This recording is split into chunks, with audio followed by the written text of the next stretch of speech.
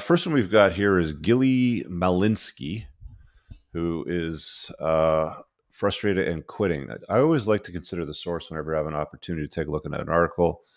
So this links me to her Twitter. This is Gilly here. Another easy way to check out what you're looking at is just hit the media tab on Twitter, and you usually see some photographs. So nothing spectacular, obviously, but you know, somebody would obviously have an interest. So let's get into what she says. She says, in April, I made a decision. I deleted Hinge. It was the last of the dating apps left on my phone. So in addition to Hinge, I've tried Tinder, Bumble, The League. If you're not familiar, I think The League is the one where you have to qualify to get in. It's like a high status account, dating account. I'm not sure how she'd qualify for that as a writer, though, but I guess it's got to be high status for dudes, women, you know, just come on in. JDate, and I've spent likely hundreds of hours scouring them in hopes of finding that coveted long-term relationship. But I'm still single and I'm so tired. What a first, let's cut this up a little bit here. What at first seemed like a fun, low-stakes way to engage with the wild world of dating turned into a frustrating and soul-sucking chore. Well, does that sound familiar to you guys? I've heard you guys say that quite a bit. After 5 fruitless years, I'll only be dating in the real world from now on. Okay. Her success rate is only 4%, which, to be honest with you, I mean, if you're a dude and you're a 7 out of 10, 4% is a good success rate. You're a 9 or a 10 guy, you're going to have a much higher success rate because those are all the guys that all the women want. But this, I don't know. You guys rate her. You guys rate her in the comments. You tell me what you think she is. That's obviously one of the better photographs of her, because the ones that we were looking on the Twitter timeline, they just didn't pack the same punch. So 4% success rate. I really didn't dive until 2017 when I decided to give Tinder a month-long trial. I packed in 2 to 3 dates a week over the course of a month. At the time, the whole thing was pretty novel and exciting. Who are these strangers making passes on my phone? So I decided to keep going. Over the last 5 years, so she's been on 5 years. I've been on 5 years, 50 dates. That doesn't add up. If she's doing 3 dates a week, let's do the math here. She's lying already. Times 52. That's 156 dates a year. Times 5 years. That's 780 dates. If she's doing 3 a week for 5 years. So over the last 5 years, I've been on at least 50 dates with 50 different guys. I think I clicked with maybe 5 of them and ended up dating 2 for several months. Wait, did she say she talked to 3 guys a week or had 3 dates a week? I packed in 2 to 3 dates a week over the course of a month. Okay. Well, maybe she only had 1 good month. Anyway, then I think I clicked to maybe 5 of them, ended up dating 2 for several months. Okay. If we take the latter to be a success, that's a 4% success rate, depressingly low odds, which is common for most guys. I mean, like, even if you're a 7 out of 10, 4% is probably going to be pretty decent, you know, 4, 5, 6, something like that. It doesn't mean I think it's impossible to meet somebody great on a dating app these days. Online dating is the most popular way for heterosexual couples in the U.S. to meet, according to a 2019 study by researchers at Stanford University and the University of New Mexico. But I personally have not had such luck.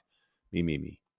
What I found on these apps instead is frustration from all the wasted effort, fury that is really that it really works for me, dread that it won't ever work for me, and generally a feeling of burnout. No, I'm not alone. Nearly 45% of Americans who use dating apps or websites in the previous year said they experienced left them feeling more frustrated. Pew Center research of 4,860 adults. So she goes on to say it's like hitting a slot machine. I wonder what that means. And in talking to friends and reading various media about modern dating, I found that people have all sorts of legitimate gripes. Matches won't respond. Texters ghost. People get nudie photos they didn't ask for. Well, matches won't respond and texters ghost is like most of what most guys will deal with on dating apps if they're not high value. Like I said, even a 6 or 7 out of 10 is going to get super frustrated very fast. For me, regardless of how real a person's photos are or how accurate his description or how earnest he is in texting, no digital profile could ever possibly represent the whole person. She's right about that. In real life, always trumps. It can't even represent the majority of a person. Tech is too flat, superficial, limiting in space to capture someone. That's a lot of blah, blah, blah for I couldn't get a lot of matches that liked me back. Am I right? I don't know. You guys tell me in the live comments. Plus, crucially, these apps can't predict chemistry. Only meeting up can give a sense of both what person's like and if you click.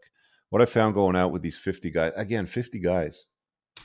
I got 780 using her math of 3 a week. How do you go from 50 to 780? Or how do you go from 780 down to 50? If I encountered them in life before swiping or liking or texting, I would have known I wasn't interested. I would have known that there is no spark. Well, they would have known the same thing too, sweetheart, because a lot of the times when guys look at women's pictures, they are not an accurate representation of what guys meet in real life. It's very rare that a woman looks as advertised when met in real life. They're usually not even close. Older photography, filters, there's all kinds of reasons for that, but you guys know, right? I'm trying to look at this from the woman's perspective. So she's not getting a lot of matches. Again, it's a lot of blah, blah, blah from not getting guys that like me back. I would have known I wasn't interested. No spark. Okay. Think of it like hitting a slot machine, says Devin Simone, dating coach and senior matchmaker at 3-Day Rule. The odds of meeting someone in the apps. Do people win at slot machines? Absolutely. How many times? Okay. Well, it's just a plug for her, whatever it is. So, oh, she's 36. Shocking, right? You Can't Hurry Love is the title of this segment. I'm trying to be more intentional about how I spend my time. There's evidence of this kind of attitude improves well-being. And the more intentional I get, the less patience I have for optional activities that make it pretty miserable, including online dating. They're just not worth it. Again, a lot of words for I'm not getting guys to like me back. It's been 5 months since it's a lot of words for the guys that I like that are handsome that don't like me back. I just want to be clear about that. Now, instead of swiping and chatting with these guys whose vibes I can't gauge in meeting up to force a conversation, I'm catching up with my grandma or reading plays. Okay. Regular frustrations. I got COVID a few weeks ago. Okay, cry me a river, but it's devoid. This is a recent article too. What are you still talking about COVID for? September 17th. This is in the last couple of weeks. By the way, if you guys want to send me articles like this, I mean, most of you already do it this way anyway. The about link on my channel has my email address. It's just entrepreneursandcars@gmail.com. I usually just sort of kind of collect them and I'll do a video on similar articles around the same time, sort of thing, like we're doing here tonight with the other twos. COVID, but devoid of drudgery, scrolling through random profiles. I'm scared of not ever meeting someone as a result of this move. Oh man, this is like, I mean, I'd have to take a look at some of the conversations and the matches, but she doesn't have them anything here. But it's like, I don't know, judging by the photograph and what we saw on Twitter, it's probably a matter of lowering expectations is generally what it boils down to for women. They just have the highest expectations and they want dudes to tick off every box. And it's like, I don't know, like, what do you bring to the table? You know, you bring some pronouns in your bio. You've worked for a whole bunch of magazines. I don't know, New York Times, MTV News, Vice. Oh, okay, well, that's probably why. You're definitely leaning in the wrong direction for the kinds of guys you probably want. I don't know, like if a chick had a picture like that on her dating profile, you're not going to get any matches from high value dudes. They're not going to want to hang out with that. There's not much else in here. Those are the only pictures I see. But anyway, is what it is. So Gilly is quitting because she only had a 4% success rate, which is pretty much the experience that most guys have that are not Chads. It's like digging for gold. You're going to have to dig through a lot of dirt to find somebody and get a decent match. And even then, probably not going to be what you're expecting. Let's go to the next article here. So we've got single mom. She says, I'm a single mom and nobody will ever come before my kids. How many times have you seen that as a bio description, right? Let me know in the live chat. By Katie Smith. What are we dealing with here? Do we have, I don't know, what is this link to? Facebook and Instagram. I hope this is a business page instead of a personal page. What is she really? I guess this is her over here with her kids. Looking all boss babed out with her laptop. All right. Well, this is our girl here. And 3 kids, 3 years, crafts her ass off in order to stay sane, loves to write, wear faux leather pants, eat at burger joints, and make beautiful things. Okay. She pays her kids to rub her feet. So let's read her article about why she's quitting and putting her kids first. Okay. Let's get rid of these pop-ups here. Come on, scram. There we go. After my divorce 5 years ago, my three teenagers told me time and time again that they were fine if I dated somebody. Took me a while, but when I got out there again, they loved to hear about my dates, and I'd pick them up from their father's house the next day. Imagine picking up your kids from their father's house, all three of them, and you're telling them about your weekends running around. Here we go. Sometimes we had a good laugh about them, but mostly if they sensed I liked someone, they were anxious and wanted to meet them right away, despite the fact I had a 6 months rule. I'm assuming the 6 months rule is not okay. Here we go. I only let them meet someone if we've been exclusive for 6 months. Exclusive, okay? Because you're a prize. Exclusive. How old is this lady? I don't know. She looks like she's late 30s, early 40s probably. And she's selling purity right now. I'll be exclusive with you. I'll be pure. It was important to me to feel like they were going to be in my life for a while before I let them into our family. So again, you have to enter her frame. You have to enter her family. It's not there's no consideration about what he might have going on. But anyway, I've done my best along the way. I've really stumbled into a world of dating and introducing someone to my kids. I didn't know what to expect or how I could fit a man into our lives because the truth is, they wouldn't just be dating me. They would walk into a family of four who had already established a very tight bond. Yeah, you're an outsider. It's like you're not going to be included. You're not ever going to be part of the tribe anytime soon anyway. You're just signing up for, a lot of guys say this, playing somebody else's saved game. But there you have it. So the tight bond. I quickly learned that getting into a relationship with your kids involved and having them meet your kids are two entirely different experiences, no matter how strong you feel the relationship is. Jesus, these pop-ups. The first man I dated post-divorce was younger than me and didn't have any children. Well, okay. You're going to have problems with that, sweetheart. He was very receptive to the fact that I had three. He's probably beta. He's got to be a beta. No guy with any dignity would do this. He was very receptive to the fact that I had three kids and wanted to meet them a lot sooner than he did. Yeah, definitely. I thought this would be the perfect arrangement because we only had one set of kids to contend with. But I was wrong. He didn't understand why I couldn't just go out on a random Friday night when I had my children.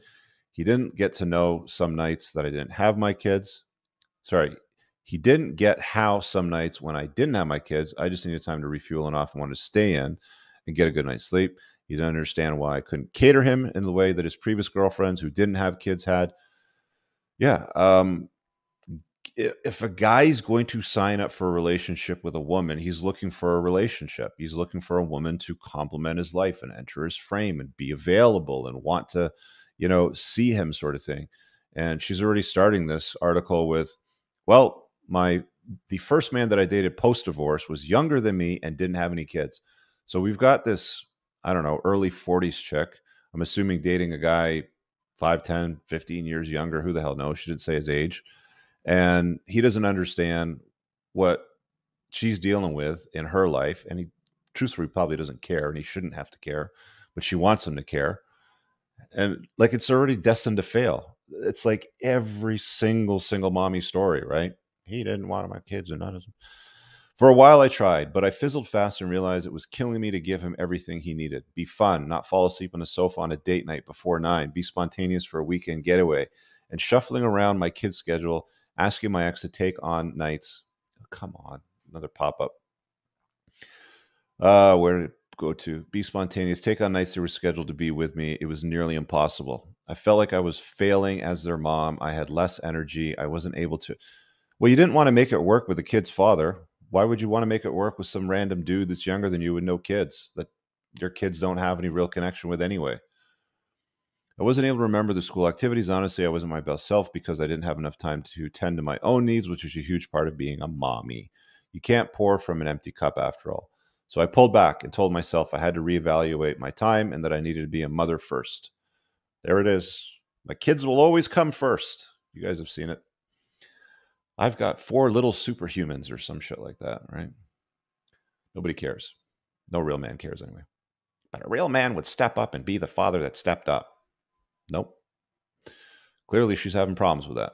Anyway, Mother first. You seem fine with that. Ex, feeling a mom. Damn pop-ups keeps moving my thing around. After that escapade, I decided I would only date dads. Surely they would understand my lifestyle more, right? Wrong. Let's see what happens now. My next relationship was with a dad, yet he seemed to have the same problems. He didn't understand why I couldn't ask. See, one of the problems that guys have, even if you're a dad, is that women get custody orders 80% of the time. And that means they've got the kids pretty much all the time, with the exception of every other weekend and usually like a Wednesday night or something like that. That's usually how most of the deals go. So that means even if you're dating a dad, he's going to end up spending more time with some other mofo's kids than his own kids. And he's going to have some expectations since he's got, freedom because his wife is, or his ex-wife is taking the kids more often than not.